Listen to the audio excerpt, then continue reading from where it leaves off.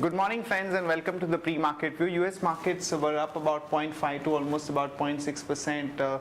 Though some of the economic data points have not been up to the mark, particularly the non-farm payroll numbers have not been good. Also the trade deficit has widened to almost about 0.4%, but despite all of this, the 10-year bond yields continue to hover around 2.51, which is definitely helping the sentiment.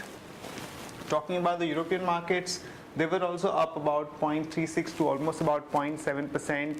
In fact, the manufacturing PMI data that came out from Eurozone was weaker than expectations, but the markets continue to remain resilient.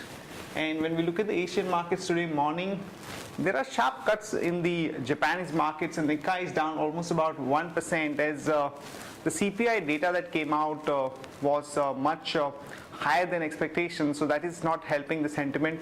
Also, we have seen the Chinese markets actually correcting quite sharply in the last 3 days because of the liquidity curtailment measures being taken by the Chinese authorities, and the short-term interest rates have actually spiked up to almost about 7%. So on the back of that, we are seeing red marks across the markets, and SGX Nifty is also suggesting that we are going to open up almost about 40 points down.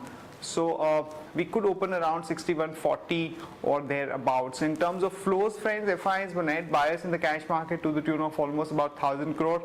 The domestic institutions were sellers in the cash market to the tune of almost about 700 odd crore. And in the index futures, we've seen the selling of almost about 110 odd crore. So past 2 days, we're seeing some selling in the index futures, and FI inflow continues. So there might be some weakness in our markets, but given the global backdrop and the fact that the FI flows continues, there is not much of a case for a correction in our markets. On that note, let me invite Shaival to take us through important F&O cues and ideas that we're going to have from the F&O desk. Good morning friends, let's have a view at derivatives. Friends, yesterday we have seen that the markets gave off the gains, and there was a huge sell-off from day's high, and due to which markets have ended in red. Now this sell-off can be attributed to some short positions which have built up in the market, as around 6.45 lakh shares were added in open interest, whereas on the other hand we have seen that cost of carry has reduced marginally. Now talking about the put to call ratio, friends, the put to call ratio has declined from 1.27 to 1.23, as we have seen with yesterday's fall. Unwinding of position have taken place on the put side, and we have seen some addition taking place on the call side, which is clearly visible in 6,200 and 6,300 and 6,400 and 500 call option. Interestingly, 6,300 and 400 call as well as put option has seen good amount of activity. Yesterday markets were unable to surpass the level of 6,300, so on immediate basis this level might act as a hurdle for the market, and on downside 6,100 on closing basis for this particular day might act as a good support for the market. Now talking about the trend, friends, as we are trading above our VWAP, our bias for the market is positive, but we have seen that the implied volatility as well as the VIX has increased by say around 2 to 10%. So what we feel is that market may continue to witness sharp intraday whipsaws, and from intraday perspective one can go short on REC Limited by maintaining a stop loss of 190 rupees 30 paisa. Thank you. Here are the important news and events that we are tracking today. First of all, the companies which will be announcing numbers. ITC, we are looking at a net profit of about 2,120 crore. ICICI Bank, we are looking at a net profit of about 2,140 odd crore. Remember friends that there is a wide deviation in the analyst forecast as well as the net profit is concerned, and the slippages are one factor that the market will be watching out for. So watch out for the actual numbers being reported by ICICI Bank. GAIL India, we are looking at a net profit of about 927 crore. Off late, the stock is showing a lot of strength because of the statement coming out from the government that GAIL will not have to bear the additional subsidy burden. And Colgate Palmolive, we are looking at a net profit of about 145 crore. Idea Cellular came out with their quarterly numbers. Numbers were more or less in line with expectations, though the net profit actually corrected 3.3% on a sequential basis, but September is typically a weak quarter for Idea, so it was pretty much in line with the expectation. However, the usage per minute showed improvement, which was definitely a big positive takeaway.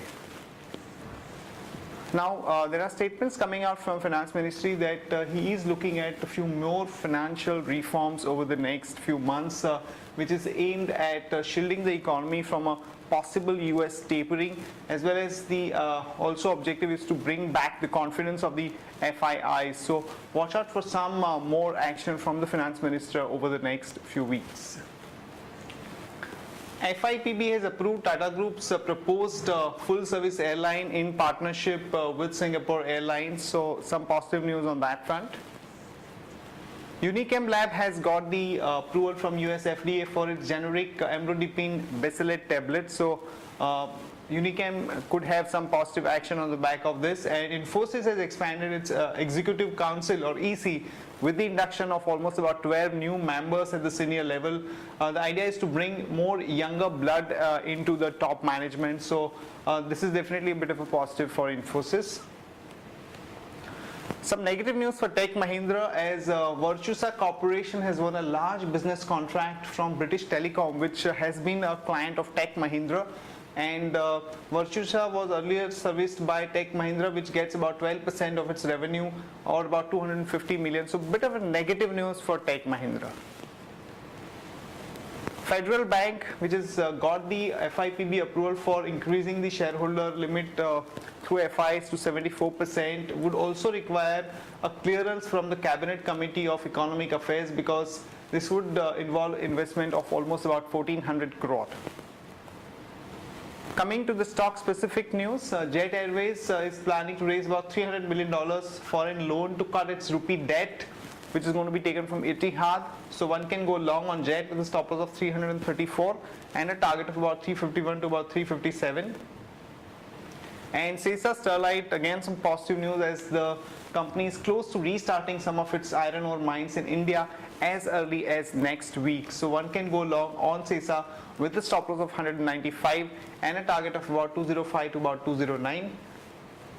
That's it from all of us, friends. Have a great weekend and see you on Monday morning.